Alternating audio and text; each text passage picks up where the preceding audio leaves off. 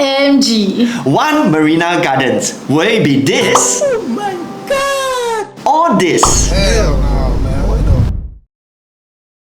There are obvious concerns about the exit, but we thought to ourselves and that we cannot let preconceived notions affect our judgment. So I elaborated a little bit about this in my previous video about our new CCR predictions. I am going to put that down in the description and somewhere in this video so you could check that out, right? But a quick summary is that we've been doing this for close to 10 years now, and there have been occasions whereby we had to pull our clients out. We were not able to get our clients to purchase opportunities. Case in point, seaside residences. Case in point, One Pearl Bank. Opportunities whereby they were their first of its kind in those areas, right? And they didn't sort of tick the box of what you traditionally will fulfill in terms of an evaluation criteria for purchase, right? Most expensive in the area, for example, seaside residences. Our client had the chance to purchase a 3-bedder. By the time it was a good almost 6-7 years back already, right? Very good queue 50. number. Yeah, very good queue number.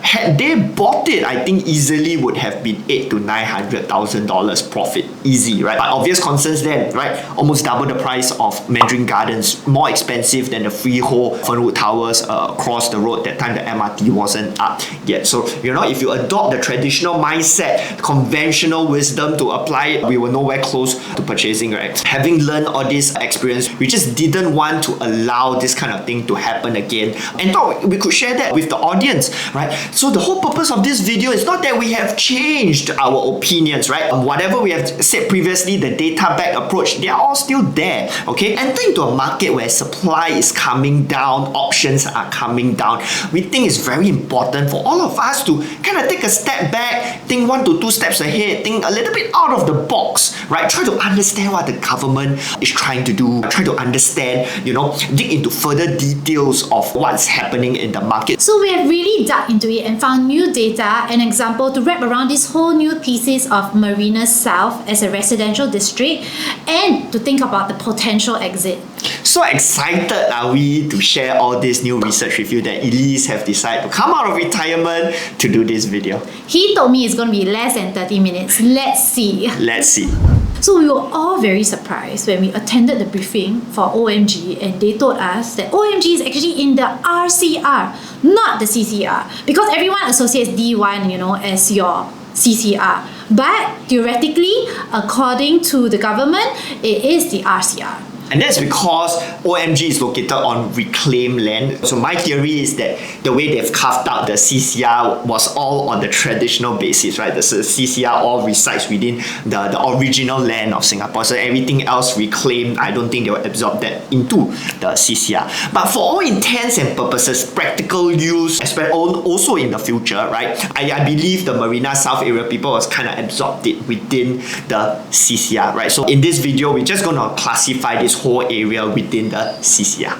Since we are classifying OMG as part of the CCR, we think that for you to get maximum benefit on this video, it'll be really helpful for you to check out Alvin's previous video on CCR predictions, where he highlighted 2 major observations about the market. So you can find links to that video somewhere in this video or down in the description below. But let me give you a very quick summary of what I kind of covered over there. The 2 big observations that we noticed is that number 1, there's an undersupply in the OCR and RCR in the resale market. The examples we gave was that, Park Esta, Jadescape, Park Clementes, they have 4,000 over units in total, 1,000 over 3-bedders, but there was only 7 3-bedders above 1,000 square feet for sale at this point in time. Now, what has that caused? That has caused the market for those particular developments to go really, really high. People that are looking to buy in that development that basically have no options. So now, when the market has no options, then they are forced to then come out and kind of explore different parts of the market for better alternatives. The second observation that we've seen is that because everybody is starting to think the same way, right? Owner-occupiers, they want to buy near the MRT, they want to be near good schools and whatnot, right? And everybody has kind of been programmed to think that way. Now, even investors, they've been programmed to think like you want to sell to all these owner-occupiers to maximize profit, right? Credits also to go to us because that's something that we've been preaching for the last 3 to 4 years, okay? So now everybody kind of thinks the same way, and that has drove supply for those developments even lower. So with all of that, we've kind of predicted that, there's demand that's going to come out just because supply can't fulfill them. Demand is going to come out to search for alternatives, and we do foresee with the pickup in supply in the CCR that there will be a spillover of demand over into the CCR, and especially because the gap is narrowing. This is something that we're going to talk about later on in the video. The gap is narrowing. We do see a good chunk of people being willing to jump over there. Okay, so now that has formed the basis of why we are diving so deep into this Marina South area. So now let's take a look at what we found. So to really understand the Marina South area, we studied the URA Design Plan and the National Day Rally 2024 in detail. The key point here is that the government is really determined not for it to become another CBD, but to quote URA, a convivial neighborhood. So now what exactly does that mean? Let's take a look. One last thing to add before we start going through the whole design guide properly is that actually if you look at the poem, right, you realize that there's nothing mentioned about offices or CBD related stuff. It's actually very lifestyle focused. So the key thing I think that Marina South is representing is about the lifestyle, about homes, children, old people, grocers, having latte at the cafe, walking to the coast. So very, very lifestyle focused.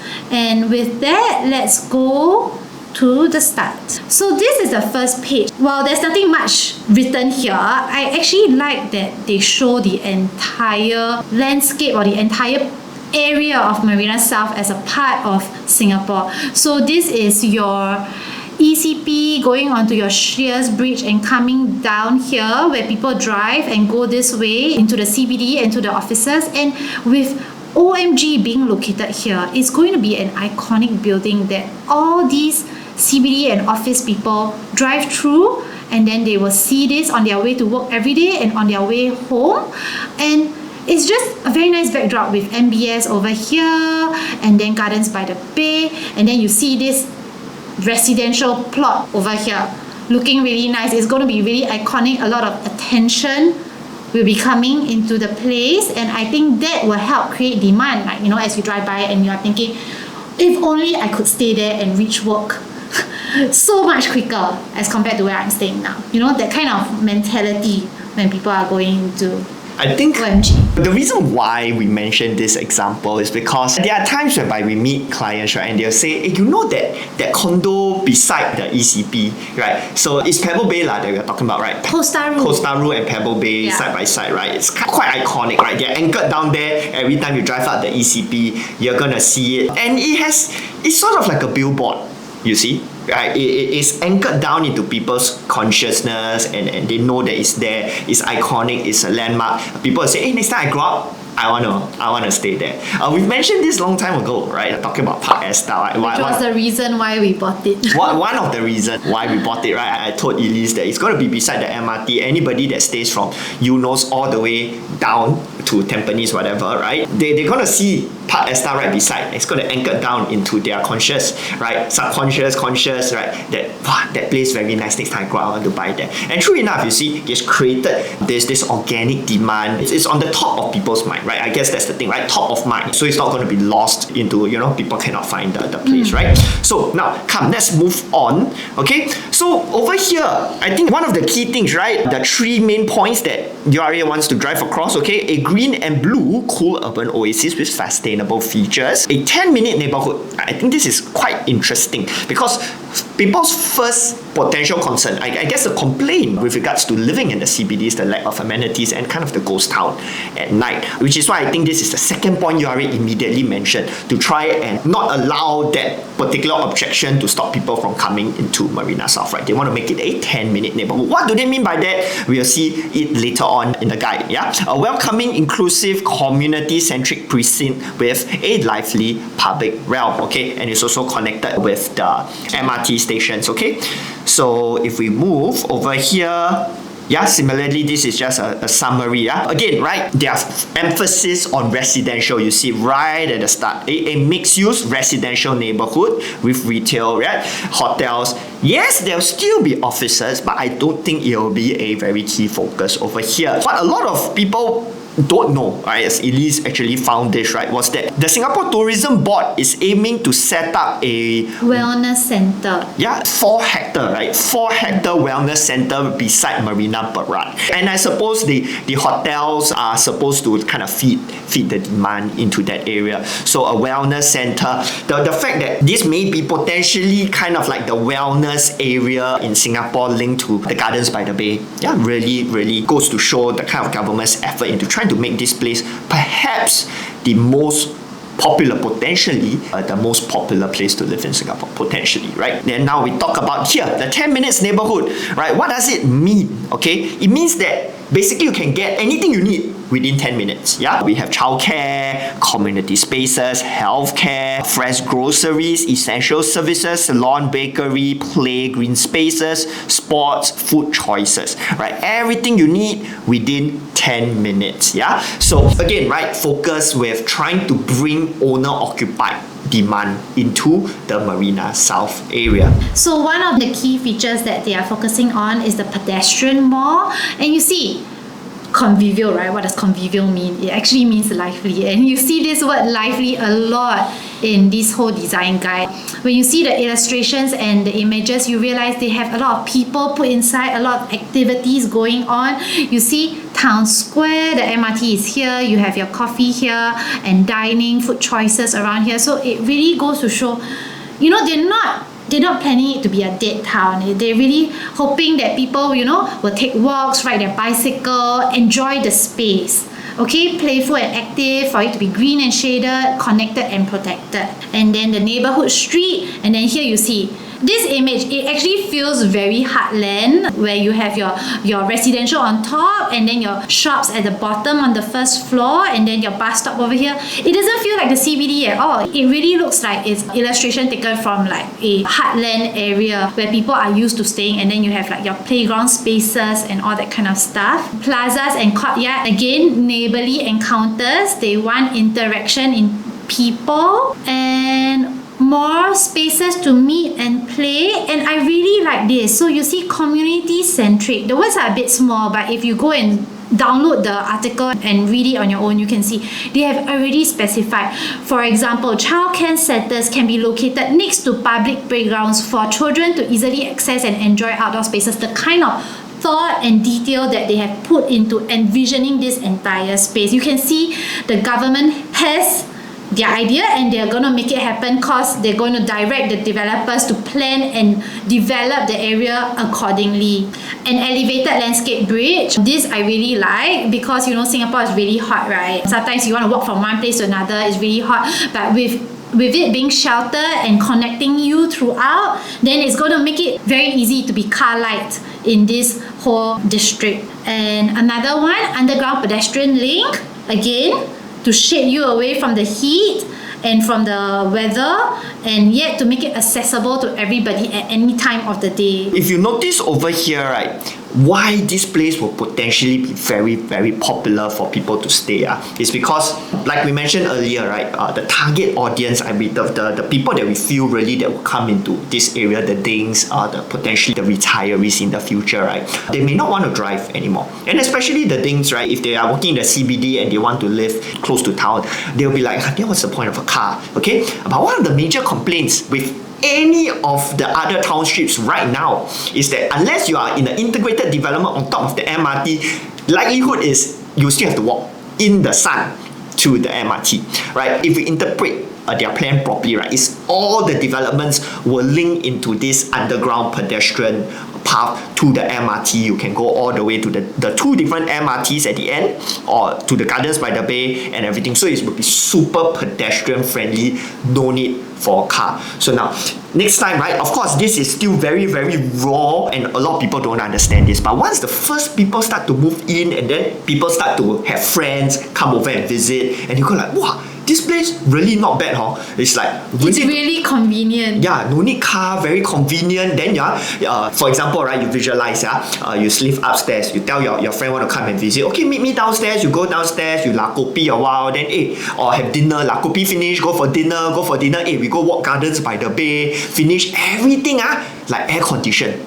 It will be it'll be super show. And then that is where it then starts to bring in the local organic demand, something that people have a bit of concerns about, right? So, which is why we are spending a little bit time on this, is to help people start to visualize and, link the government's visions with the public to really start to see how this place is going to turn out. So if we really look through back to some of all these links, right, to help you borrow or gain inspiration on where these places can look like, this is a little bit like our CityLink Mall, right, to help you visualize. But imagine instead of Suntec, it's all the different residential areas all linked down to a CityLink Mall. This feels very much like PLQ. There's a square over here, then a buildings, right? Public plaza, like a PLQ. This one feels very much like Bidadari. And this one especially reminds me of Punggol, the waterfront, that area, right? With a lot of public use. They do a lot of events and public use over there. So, the government is putting a lot of details into it, right? I'm not going to go into this, it's a bit nerdy,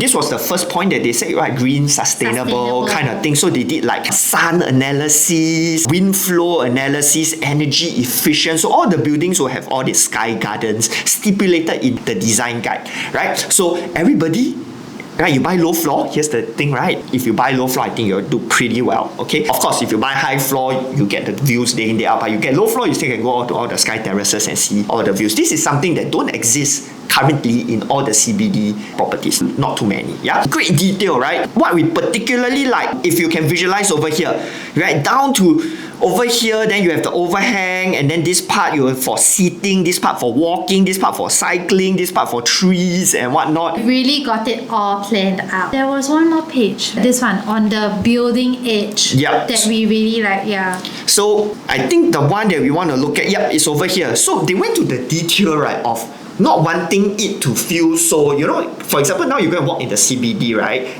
All the buildings are very, very tall. So if you walk out into the street, it can feel a little bit claustrophobic, right? And then, right, maybe people, then which is why you hear people say, I don't really feel like staying in the CBD. It feels like, I'm just at work the whole time. So they've gone to the details of stipulating it has to be kind of staggered up, so that when you are in the pedestrian walk, it doesn't feel so claustrophobic, right? It's still wide and open spaces and whatnot, down to this kind of detail. And then ending off with, down to the kind of plants and ferns that they want to put in place in that area.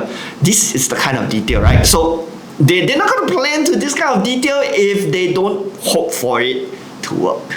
They are sure it's going to work. Have faith in the government. They have made Punggol work. They have made Jurong work. They want it to work.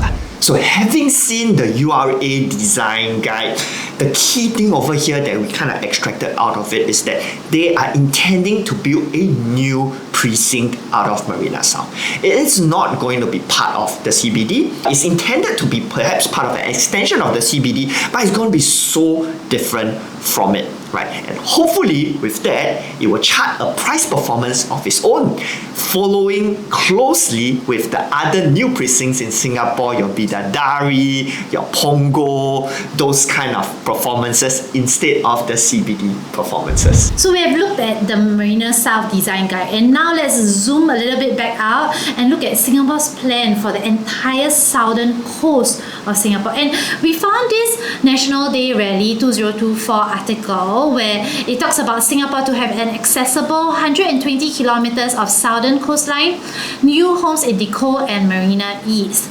But I don't think anyone else can explain it better than our Prime Minister himself. So let's take a look at this short video clip. We can extend out and remake our entire southern coastline.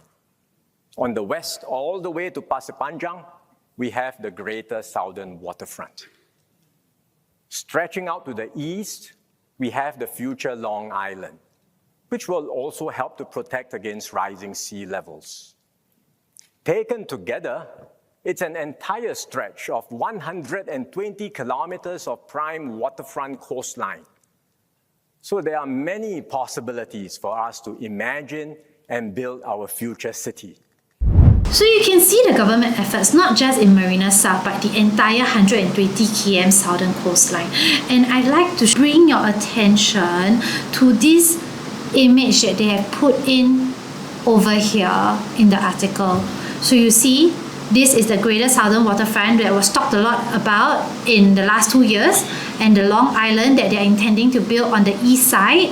And if you actually notice, our Marina South is this square over here, which is right in the middle of this 120 km of southern coastline. And so we are going to be, the first mover in a huge area of transformation. I know transformation has been talked about a lot, but this one is really huge, and they are really starting to take action already. And you're going to be the first in the most prime area, in the center.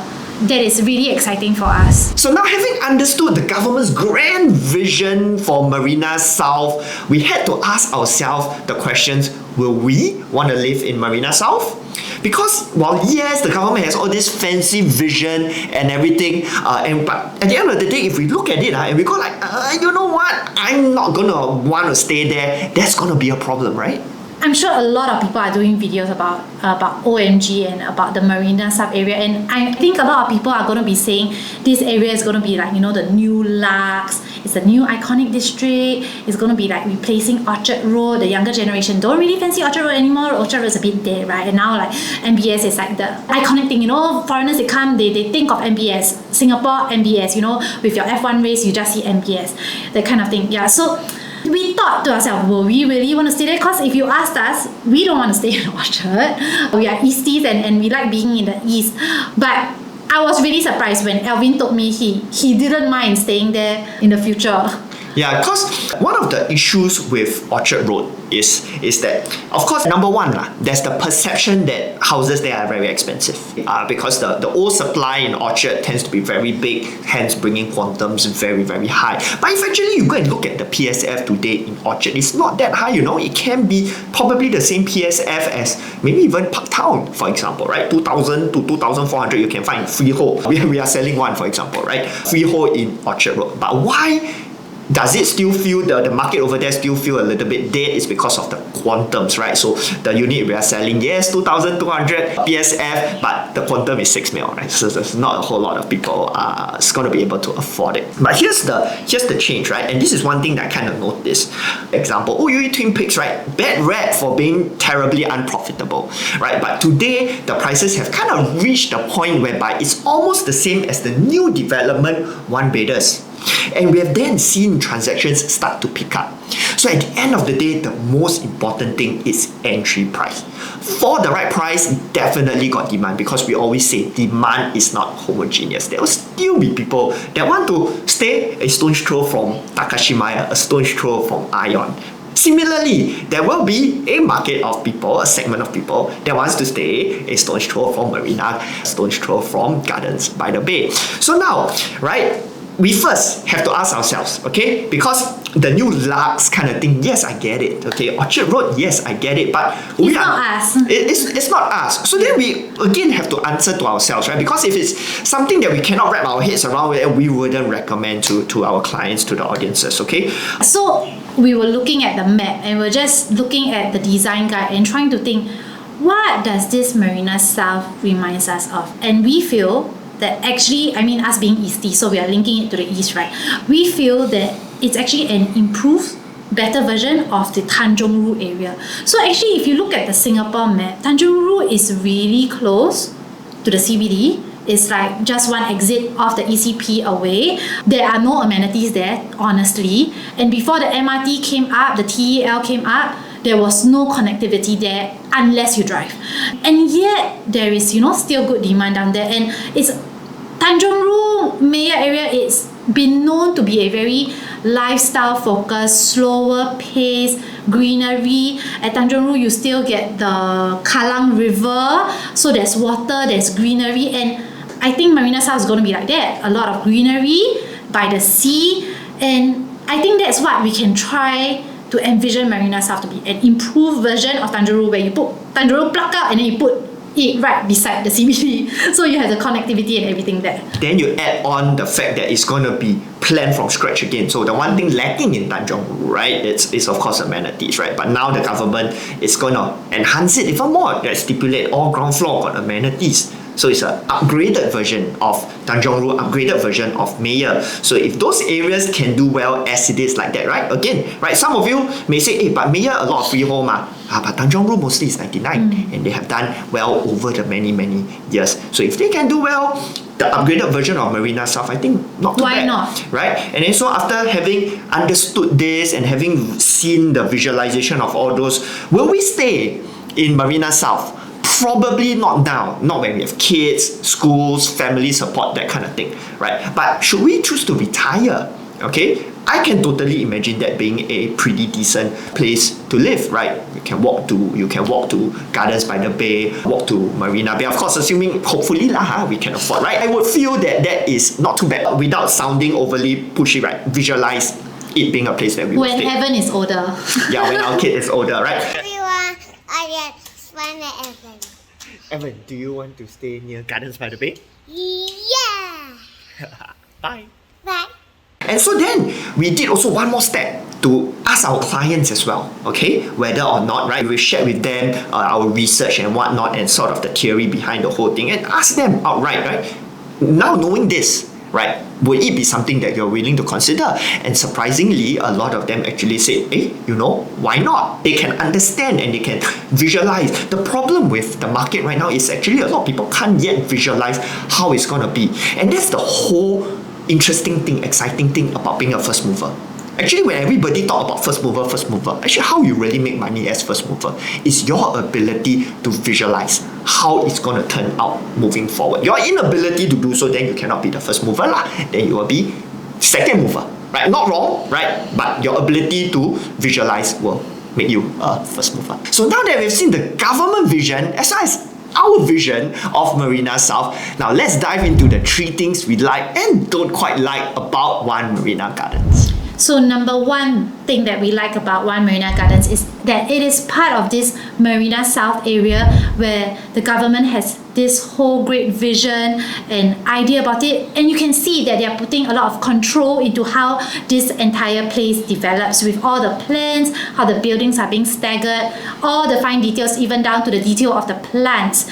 So Marina Bay, Marina South is the gateway of Singapore and it's a really iconic part of Singapore. You know that they're not going to let this screw up, okay? And there must be a reason why this was emphasized in our PM's first National Day rally. So another thing that we want to highlight is the fact that they are not going to let the prices in the place dive, right? Showing up with the fact that they rejected, which they rarely do, okay? They rejected the government land sale, the bid by Coco Land for the integrated development on top of the MRT. So while they want to push more supply into Marina South, they are also wary not to allow the prices over there to go too low. So now moving on to the second thing we like about One Marina Gardens is the first mover advantage. Yes, I know everyone is going to say the first mover advantage. Okay, so but how we see it, okay, is number one, right, that this is going to be the first plot coming into that area, and we have some case studies going to show, right, because we like to say first mover, but if you are the first mover into the transformation, sometimes it takes too long for the transformation to materialize, and then you don't really see very good profits, which is why I want to bring out certain examples of One Pearl Bank and Landmark. Again, these 2 projects we will admit were the 2 projects that we kind of missed out on, because again, right, preconceived notions that it's an area with no good organic demand, upgraders don't really think about it, it's like a forgotten area, but they have seem to yield decent profits today, right? And that's the first thing, right? Second thing is also the transformation has barely even started. If you go there, it's still there's only these 2 buildings over there and then they haven't even chased out the previous tenants of the existing places. It's still very raw, but already start to yield profit. So the key thing over here is what? Entry price. Entry price is very important. Okay, so first mover, but don't really need to wait for the transformation to finish, right? Can still yield profit. Just have to watch entry price. Now, of course, we could give you all the other examples of, Bidadari, Woodley, Punggol, Woodley, having set the way record price. Woodley, again, another one, right? So which is why we really want to talk about this, because if you talk to us 2 to 3 years back, these are the kind of things that we will just brush off one. We will just say, right, that time Woodley also we didn't bring any clients because we just couldn't wrap our head around 2000 PSF in the RCR at that point in time. Right now I throw you 2000 PSF RCR, you whack straight away. Cheap. Okay? Right? So here's the thing, right? That's another example, right? Still did well thanks to transformation in that area. Reflecting on our past missed opportunities. Yes, right? And hopefully you don't miss out on opportunities like that before, right? So, and also, right, most important, the first mover, how to become a first mover, have the ability to, number one, not allow preconceived notions to affect your judgment, be open and be able to visualize what that place will turn out to. So continuing from the second point on the first mover advantage, leading on to our third point on why we like One Marina Gardens, which is the price gap. So the recent Bayshore land sale has really showed us the price gap between, a central area and the outside is really narrowing. Bayshore was sold just a few days back at 1388 PSF PPR, which is likely to translate into a launch day price of starting from 2007 to 2800 PSF versus One Marina Gardens, which was bought at 1402 PSF PPR, and starting prices they are estimating to be around 2800 PSF. So with these two, going to TOP within 1 to 2 years of each other, there has got to be a tipping point somewhere where people are going to consider like, hey, if Bayshore is going to be sold at this price in the resale market, why not consider Marina South? Okay, but is that to say that Bayshore will not do well? That's not what we are saying. Bayshore will still do well. It has, the standard checklist of what people are looking for in a property, near the MRT, near a good school, and has the sea view. So Bayshore will still do well. Marina South, because of the close price gap, will also do well. That is what we think, okay? So I've elaborated on the reasons why we feel that will happen, the shift in demand and whatnot, right? In our CCR video, CCR predictions video. Again, putting the link somewhere over here and also in the description. So now, imagine you are a buyer, okay? So this is kind of like the entry, right? So next up, we kind of visualize the exit, right? As a buyer, let's say upon TOP, you are looking to find a unit, right? So like we mentioned, okay, this Bayshore development, likely the units coming out for sale also not a whole lot. Yeah, because of the undersupply, right? And also because only about 3 to 5% come back out into the resale market. Most people, they just buy and continue to keep, right, maxing out at their two particular properties. So let's say you start your search, right? You go to seaside residences maybe, right? Seaside residences, wow, then you see the PSF by the time also likely going to hit 3,000 already. Then you go, wow, Bayshore, wow, 3,000, 3,300, So right now, you go through this search, let's say down the Thomson East Coast Line, you are kind of cut off over at Tanjong Rhu if you are even willing to consider all the way until Tanjong Rhu, right? Because of the lack of amenities. Then you're going to bounce back. And then you realize you don't have any options. Then you bounce upwards to Park Esta. Okay, then again, also no options, right? Then you're very sian, totally no options, okay? So, in the future, right, what we feel is this whole Marina South area is going to open up more options for buyers at not a terribly ridiculous price, right? Right now, why they cut off at Tanjong Rhu? Because number one, the CBD, the kind of products down there, it's just really not so much catered to Singaporean buyers, right? No amenities and whatnot, okay? So here is, with this narrow price gap and with the first mover advantage kind of thing, right? We really feel, okay, with more options opening up, definitely they will have a spillover demand coming in, narrow price gap, undersupply, lack of options, right? That's where we stand on this particular point. So now that we've done with the 3 things we like, moving on to the 3 things we don't quite like about One Marina Gardens, starting first off with point number 1, the lack of schools and amenities. And that is 2 out of perhaps the 3 most important characteristics when it comes to property selection for families. So, look at it, there's no primary school in the vicinity of Marina South. It's just surrounded by offices, right? And if you want to talk about amenities, besides what the government has planned for, as it is now, there are no amenities. So we can only hope for the amenities that the government is planning for, but if there's no certainty, there's a lot of uncertainty for schools and amenities in the Marina South area. But do you really need schools and amenities for a project or for a development to do well? If we bring us back to our example of Tanjong Rhu again, because Tanjong Rhu is a great example. It's really nearby and has similar characteristics. Tanjong Rhu similarly does not have any primary school within 2 km. The nearest amenity is the Kallang Wave Mall, which is a good, 1 km walk away. You have to drive there, or if not, it is one of those, mini mart down there, one of those condos in the Tanjong Rhu area. So you can say Tanjong Rhu has no school and no amenities, but it still does well. And why so? You really have to dig deeper and then go to the area, and then you'll understand it's really the lifestyle. Going to somewhere quieter, somewhere slower, with greenery, with the Kallang River. It's a great place to stay, and that's why people will still consider Tanjong Rhu as a place to stay. The word is lifestyle. Okay, so now let's also be practical about it. Yes, there's obviously the complaint, right? Lack of amenities, lack of school, right? Doesn't conform to what we were traditionally or commonly. Standard checklist. Yeah, the standard checklist. Okay, so while those of you looking to buy, you'll say, wow, jialat, like that, next time can sell or not? Okay, but so let's be practical about it. If Marina South already give you school, give you amenities, and give you check all that 3 boxes, practically you think will be at this price? The answer is no lah, right? Practically will it be same price as Bayshore? The answer is no. There is a reason why it is priced as such, right? So you're not going to be able to get this first mover advantage without having to deal with some potential downsides. So then the question is, really, are you okay with it? So now moving on to the second point of what we don't quite like about One Marina Gardens, the potentially longer holding period. So if you look at the whole area, right, there are 5 plots. There's zone for residential with first floor commercial, OMG being the first plot that was sold. The other 4 are still not yet sold, and you have also seen the news whereby the government has rejected one of the bids because the price was too low, trying to control the prices in the area.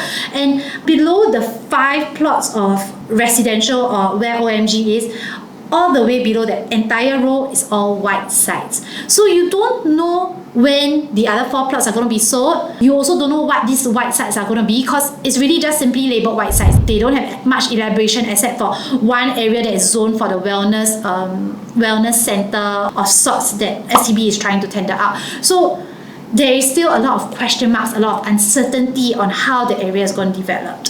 Yep, so with that, right, if you want to fully maximize that potential gains, being like the first mover, like kind of the percentage gains you see with the Punggol first movers, for example, right, it's going to take a while.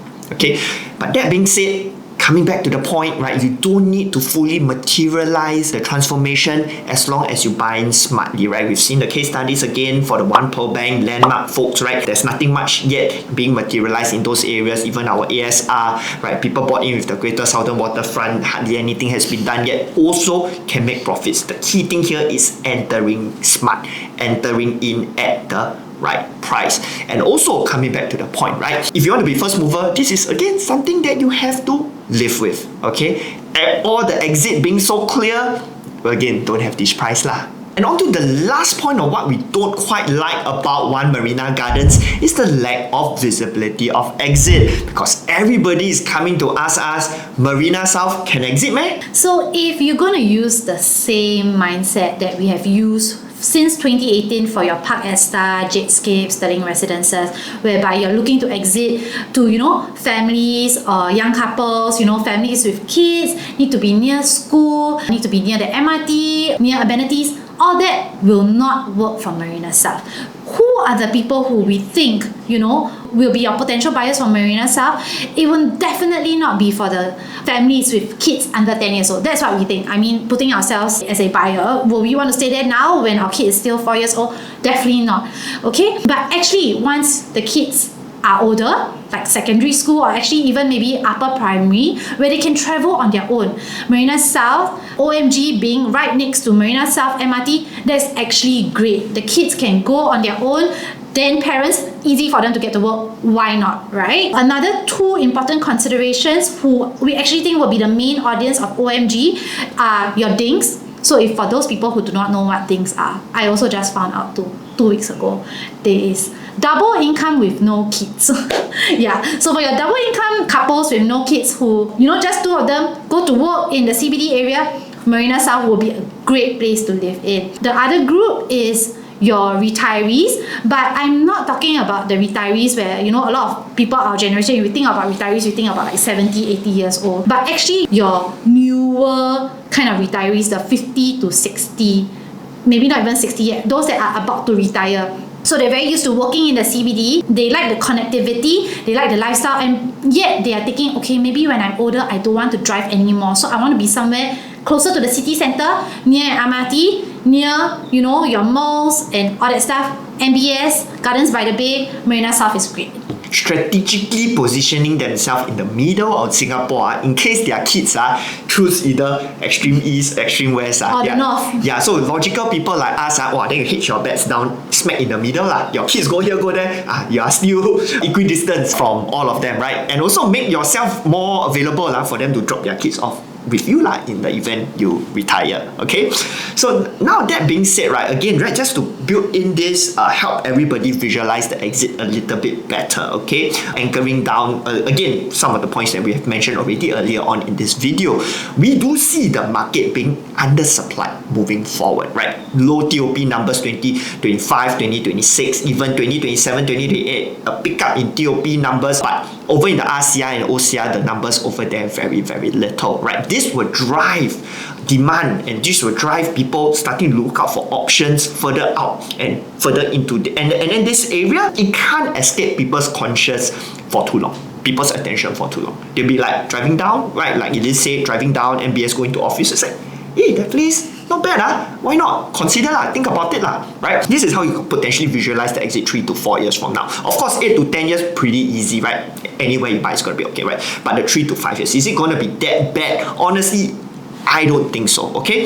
Then it's catering to the people that once you capture people's attention, the first group of people move in, they gather, they get their friends over, and then you start to hear things like, right? Because last time, when we buy Park Esta, some people also complain is that, a bit they a bit dead also, it's just like HDB and no shopping center, HDB, then Kampong Glam. A lot of small developments. A lot of small developments around, right? They have freehold, cheap freehold in Changi Road. That side also don't really do very well. All these kind of complaints you always hear beforehand one.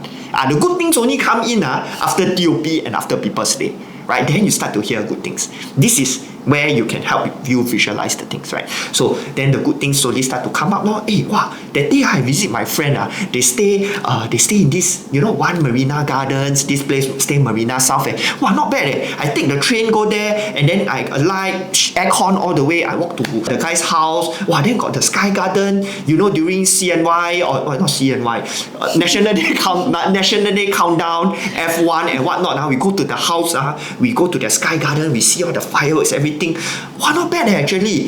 Then more and more people start to know about the place, then the demand will slowly start to flow in. This one don't need to wait very long. Again, right? Don't need to wait until the transformations happen. TOP will start to have some of these already, right? Then now social media, people visit, then they take right? Now One Per Bank's gathering a lot of attention because TOP already, people go in, people take the video, the function room facing the CBD skyline, so nice, everything. Where is this? Then it gets into people's conscience and people start to recognize the thing, right? Okay? Then when they are looking for a house to buy, then they'll be like, that day I saw my friend's Instagram. Very nice that place, let's go and check it out. So this kind of thing, right? Helping you visualize 1 to 2 steps ahead right? Then next thing we want to talk about is also exit timing, right? So which group of buyers does One Marina Gardens make sense for today? Right? We help you visualize 1 to 2, 1 to 2 steps ahead upon TOP. But today, makes sense for who? Okay? First, right, those with a slightly longer horizon. Say you are in your mid-40s, or even if you already have your first property locked in. Okay? You're looking to buy your second property. Yeah? You tried balloting, for example, with all the previous launches, cannot get a queue number to buy. Okay? Then upcoming, not so many options left already. Something you can consider, okay? You buy first and then maybe you rent out for the first couple of years because you are already if you, let's say you split up, your TDSI is kind of going to be maxed out over the two already, then you buy this one, you can potentially prepare and potentially hold for a long one. Then it works perfectly for you, right? If you get a 1-2 bedder, if you want to hold very, very long until you retire, then next time the place become a bit, for now rent out, when it becomes a bit more mature, then move in and stay and retire, let go of your current own stay one, right? Can work for you, right? If not, also young couples, okay? Young couples, you see, go centralized HDB, so expensive, COV, 80,000, 100,000. Take that COV, take your saving, down pay, something small over here. So here's the thing, a lot of people, traditional thinking, it's okay, I buy the first one for own stay, and then after that, maybe next time I can afford, I decouple out and buy the second property. Actually, not a lot of people think of it out of the box, swap it around, right? Versus struggling to buy a resale HDB, struggling to find a 2-3 bedder when actually it's just the two of you. Why not you buy a smaller unit first? Okay, and then you see, you change out your downsides into an upside, whereby this one, if you buy it, you can occupy it fits you, you can use it for now, right? Then next time, when you need a bigger space, then you decouple out and buy the bigger space.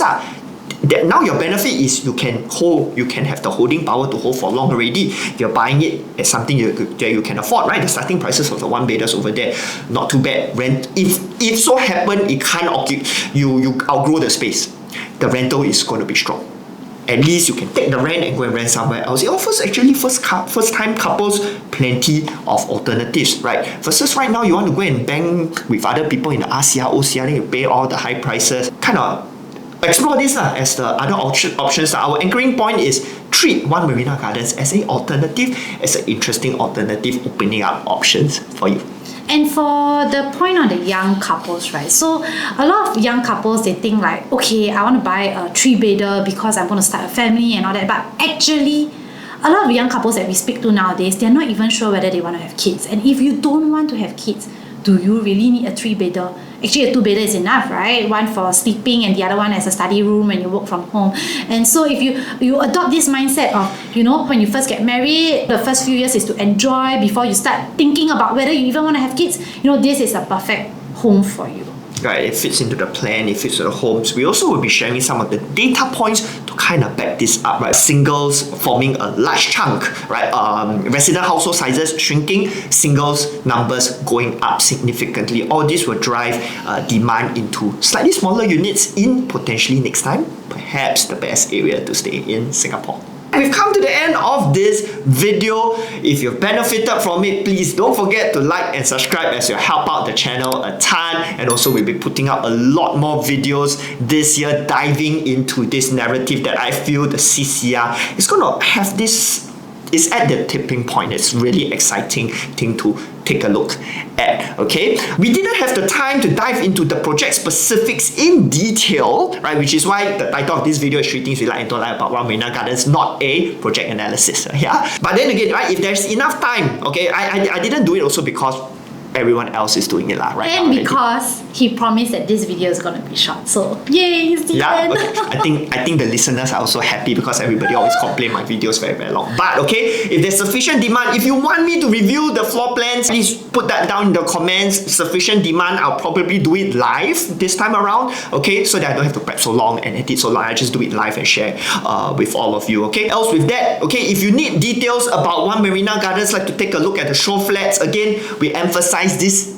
project is probably not for everyone, okay? And if you have questions as to whether it fits into your portfolio or not, does it make sense to you, feel free to reach out to us. Happy to share our thoughts, okay? If not, then till next time, bye.